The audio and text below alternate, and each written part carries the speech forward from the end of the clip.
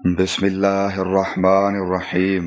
اسود بن یزید سے روایت ہے، انہوں نے کہا کہ میں نے حضرت عائشہ رضی اللہ عنہا سے پوچھا کہ رسول کریم صلی اللہ علیہ وسلم اپنے گھر میں کیا کیا کرتے تھے۔ آپ نے بتلایا کہ حضور صلی اللہ علیہ وسلم اپنے گھر کے کام کاج یعنی اپنے گھر والیوں کی خدمت کیا کرتے تھے، اور جب نماز کا وقت ہوتا تو فوراً کام کاج چھوڑ کر نماز کے لیے چلے جاتے تھے۔ صحیح بخاری حدیث نمبر 676۔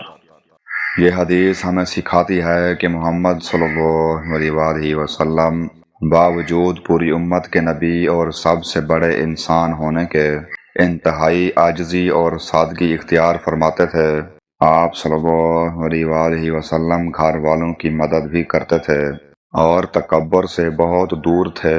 آج اگر ہم بھی گھر میں والدین یا اہل خانہ کی مدد کریں تو یہ سنت نبی صلی اللہ علیہ وسلم پر عمل ہوگا۔ حضرت حذیفہ رضی اللہ عنہ سے روایت ہے، انہوں نے کہا جب رسول اللہ صلی اللہ علیہ وسلم رات کو تہجد کے لیے کھڑے ہوتے تو اپنا دہن مبارک مسواک سے اچھی طرح صاف فرماتے۔ صحیح مسلم حدیث نمبر 593۔ حضرت محمد صلی اللہ علیہ وسلم کا روزانہ معمول تھا کہ رات میں بیدار ہوتے تو سب سے پہلے مسواک فرماتے۔ اس سے صفائی، طہارت اور عبادت کی تیاری کا درس ملتا ہے۔ یہ ایک چھوٹی مگر بہت عظیم سنت ہے جس پر عمل کرنے سے اللہ کی رضا حاصل ہوتی ہے۔ حضرت عائشہ رضی اللہ عنہا سے روایت ہے، انہوں نے کہا کہ رسول اللہ صلی اللہ علیہ وسلم اپنے تمام اوقات میں اللہ تعالیٰ کا ذکر کرتے تھے۔ صحیح مسلم حدیث نمبر 826۔ حضرت محمد صلی اللہ علیہ وسلم کا پورا دن اللہ کی یاد سے بھرا ہوتا تھا۔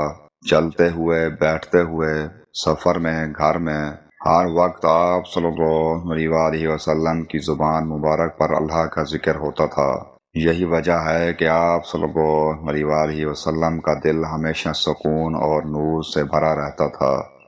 حضرت ابو ہریرہ رضی اللہ عنہ نے بیان کیا کہ رسول اللہ صلی اللہ علیہ وسلم نے فرمایا کہ اگر مجھے اپنی امت یا لوگوں کی تکلیف کا خیال نہ ہوتا تو میں ہر نماز کے لیے ان کو مسواک کا حکم دے دیتا۔